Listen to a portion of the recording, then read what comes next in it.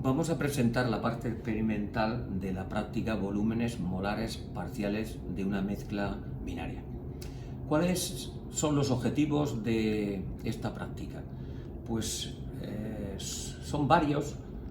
En primer lugar, determinar los volúmenes molares parciales de los dos componentes de una mezcla que va a ser de etanol y agua. En segundo lugar, utilizarlos esos volúmenes molares parciales para obtener el volumen total de cualquier mezcla, independientemente de su composición de estos dos componentes. Y en tercer lugar, determinar los volúmenes de exceso que nos van a dar información, esos volúmenes de exceso, de las fuerzas intermoleculares que están actuando entre los dos componentes de esa mezcla.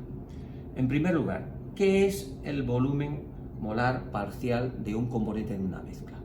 Pues bien, os remito a las clases de teoría para que tengáis una información más detallada, pero resumidamente lo que representa es el volumen que ocupa un mol de ese componente en una mezcla dada de sustancias, que vamos a trabajar con mezclas de líquidos. Este volumen molar parcial depende de la composición, es decir, que si variamos la composición de la mezcla va a variar el volumen molar parcial, el volumen que ocupa un mol de ese componente en la mezcla.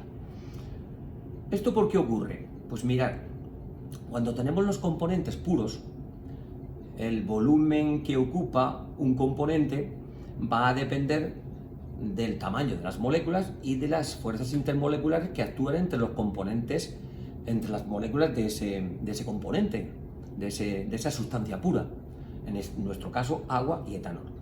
¿Qué ocurre al mezclarlos? Que las interacciones intermoleculares son diferentes entre moléculas de distinto tipo que entre moléculas de un componente puro, y eso hace que el empaquetamiento sea mayor o sea menor y por tanto varíe el volumen que ocupan la mezcla con respecto al que ocupaban los componentes puros. De esta forma, si nosotros mezclamos 50 mililitros de agua con 50 mililitros de metanol, esperaríamos al principio, si no hubiera cambio en los volúmenes, que obtuviéramos una disolución de 100 mililitros totales, cosa que no es lo que ocurre, que lo que obtenemos es una disolución, una mezcla de aproximadamente 95 mililitros de volumen total. Es decir, ha habido un empaquetamiento, el volumen de exceso es negativo, se ha reducido el tamaño que ocupan con respecto a los componentes puros, puesto que hay unas fuerzas de interacción más favorables en la mezcla que en los componentes puros por separado. ¿Cómo vamos a determinar los volúmenes molares parciales? No olvidemos que depende de la composición de la mezcla. Pues vamos a hacerlo en un intervalo amplio de composiciones de la mezcla de etanol y agua. Es decir, desde una mezcla prácticamente pura en agua a una mezcla prácticamente pura en etanol, o viceversa. Lo vamos a hacer a partir de la determinación de las densidades de las distintas mezclas que vamos a preparar en función de la composición, en función de el tanto por ciento en masa de uno de los componentes que nos vamos a fijar en el etanol, que le vamos a llamar W2, pues en función del tanto por ciento en masa de etanol vamos a determinar las densidades, y a partir de las densidades de las mezclas vamos a poder determinar el volumen molar parcial de cada uno de los componentes, etanol y agua, en cada una de estas mezclas. Luego vamos a ajustar la función inverso de la densidad con respecto a la composición en etanol, y esa gráfica nos va a permitir obtener también los volúmenes molares parciales para otras composiciones que no son exactamente las que vamos a determinar en la práctica. Normalmente vamos a trabajar en composiciones del 90, 80, 70%, así hasta el 10% en etanol, y con el ajuste nos va a permitir obtenerlas pues a otros valores, a valores de 85, 87, 43, y así poder determinar el volumen total, si sabemos los volúmenes parciales, el volumen total de cualquier mezcla, de cualquier composición de etanol y agua. ¿Cómo vamos a determinar la densidad de las mezclas? Pues para determinar la densidad necesitamos conocer la masa y el volumen de la mezcla. y debemos medirlos con mucha precisión, porque si no lo hacemos con mucho cuidado, con mucha precisión, la práctica no nos va a salir bien. ¿Cómo podemos determinar volúmenes con mucha precisión? Pues para ello utilizamos lo que se llama un picnómetro, que es este matraz aforado, digamos, que lleva incluso una marca para el volumen y que viene, digamos, para 25 mililitros, pero nosotros no nos vamos a conformar con considerar que hasta la marca, veis que tiene un tapón que se acopla una vez que se llena, y cuando está llenado hasta la marca, pues teóricamente son 25 mililitros, pero esto va a depender de la temperatura, claro. No va a ser lo mismo a 25 grados a 20 que a 15. Entonces lo primero que vamos a hacer es calibrar el picnómetro para conocer bien el volumen a la temperatura del laboratorio, que normalmente está entre 22-25 grados el laboratorio. Para hacer el calibrado correctamente del volumen del picnómetro tendríamos que hacerlo usando un baño termostático, fijando la temperatura a 25 grados, introducirlo durante 15 minutos el picnómetro y luego sacarlo, llenarlo, pesarlo vacío, pesarlo lleno. Pero claro, el hecho de usar un baño nos va a complicar mucho el procedimiento experimental, y puesto que estamos en una temperatura entre 22 y 25 grados, pues vamos a hacerlo a la temperatura del laboratorio sin necesidad de estar termostatizando, puesto que la temperatura no suele cambiar en la duración del experimento. Bien, pues ¿cómo lo calibramos? Primero tenemos que, lo vamos a hacer todo con masas, porque es mucho más preciso que la medida de volúmenes. Primero tenemos que pesar bien limpio y bien seco el picnómetro. Luego para eso tenemos una balanza que nos permite determinar con bastante precisión la masa del picnómetro. Introducimos el picnómetro y pesamos. No lo vamos a hacer aquí, pero pesamos y anotamos el volumen del picnómetro vacío y limpio. Luego llenamos el picnómetro con el líquido para calibrarlo con agua. Lo llenamos con agua. Aquí tenemos 2 goteros para llenarlo con agua. Llenamos el picnómetro con agua y cuando está casi lleno ponemos el tapón, subirá el líquido por el tapón, y si nos falta un poquito para enrasar, utilizamos una pipeta Pasteur y un vaso en el que hemos echado algo de agua destilada, y por el agujero superior del capilar pues terminamos de bien enrasarlo hasta la línea de marca o bien enrasarlo hasta la parte superior.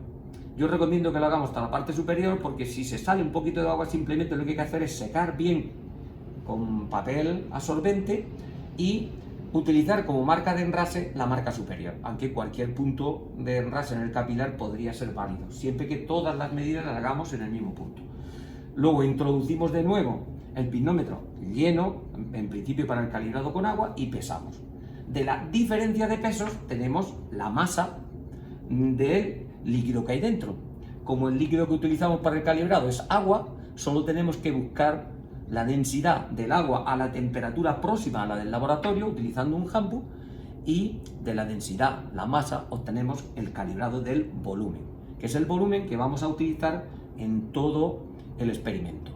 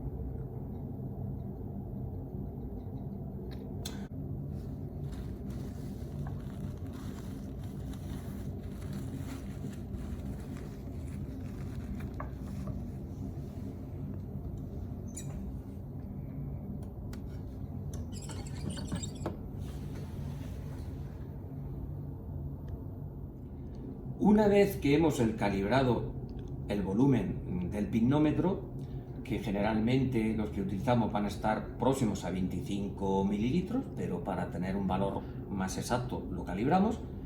Pues lo que hacemos es preparar las distintas mezclas etanol-agua que vamos a determinar su densidad, pues pesando la mezcla que corresponde al volumen del pinnómetro. ¿Cómo preparamos esas mezclas? Pues os remito al guión de la práctica, donde viene especificado cómo hay que hacerlo.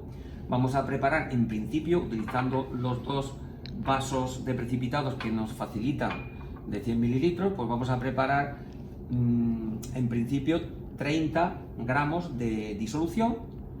Partimos de etanol, que nos especifica en la etiqueta que es del 96%, pero en volumen. Como aquí no vamos a hacer la práctica en volumen, sino va a ser en masa, todo con pesadas, pues tenemos que, en primer lugar, transformar etanol al 96% en volumen, cuánto corresponde en tanto por ciento en masa. Cuántos gramos de etanol es lo que vamos a tener. Para pasar de tanto por ciento en volumen a tanto por ciento en masa, tendremos que utilizar, indudablemente lo más simple es utilizar las densidades de etanol y agua, que las podemos obtener para una temperatura de 25 grados, que es próxima a la del laboratorio, entre 20 y 25 suele haber información en el handbook. Obtener las densidades de etanol y agua y transformamos 96% en volumen al correspondiente valor en tanto por ciento en masa. Eso yo os recomiendo que para agilizar incluso lo traigáis hecho de casa, puesto que de esa manera va a ser inmediato ponerse a preparar las mezclas en el laboratorio.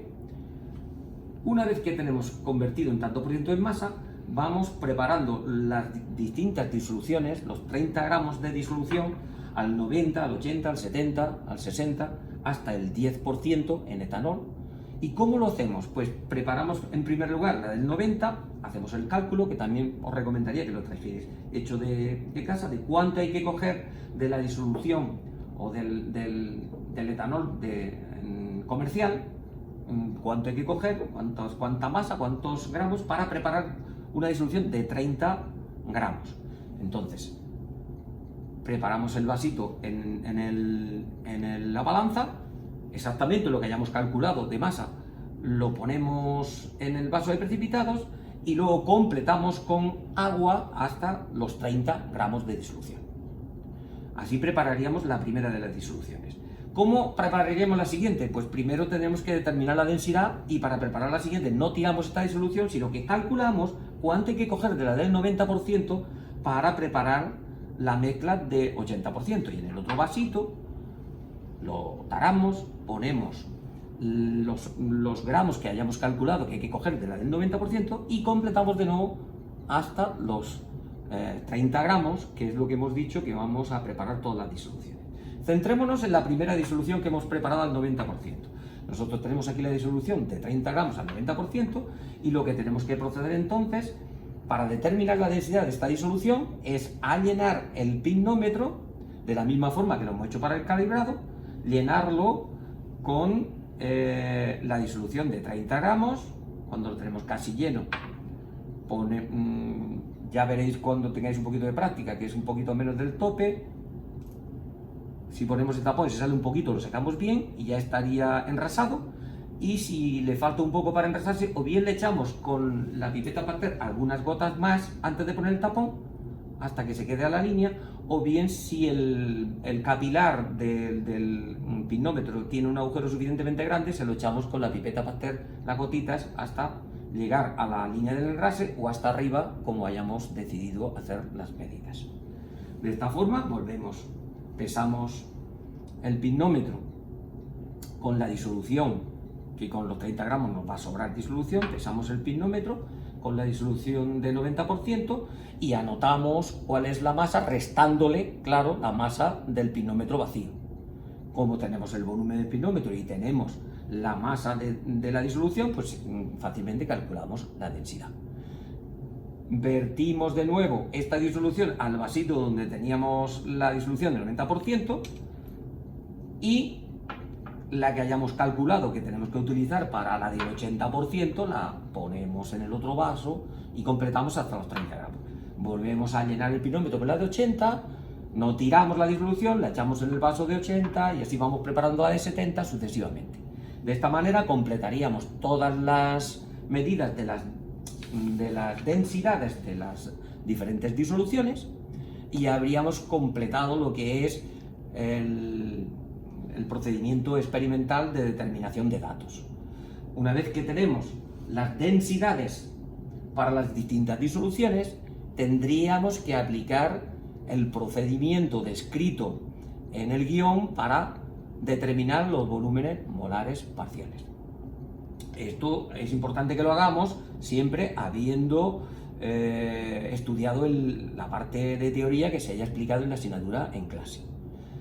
En esencia, esta parte que ya sería trabajar con las medidas experimentales, una vez que se ha visto en clase en la parte de teoría, pues consiste en aplicar el método que se describe, uno de los dos métodos que se describe en el guión, bien el método gráfico de la determinación de las intersecciones con los ejes de las pendientes, o bien el método de las pendientes, que es ajustando los datos que hemos medido a una curva, a un polinomio de segundo grado, y trabajando con esa función podemos determinar también los volúmenes molares parciales de los dos componentes a las distintas composiciones. Pues con esto damos por concluido lo que sería la parte experimental, que nos quedaría trabajar con esos datos para obtener volúmenes molares parciales, comprobar que el volumen total que obtenemos con los volúmenes molares parciales se corresponde a la realidad, a lo que podemos determinar experimentalmente, haciendo alguna comprobación de algunas de las disoluciones que hemos preparado, y nos quedaría determinar los volúmenes de exceso, la diferencia entre los volúmenes ideales y los volúmenes reales, para ver las fuerzas intermoleculares, la naturaleza de esas fuerzas comparativamente con las fuerzas de las sustancias puras, las fuerzas intermoleculares y las sustancias puras.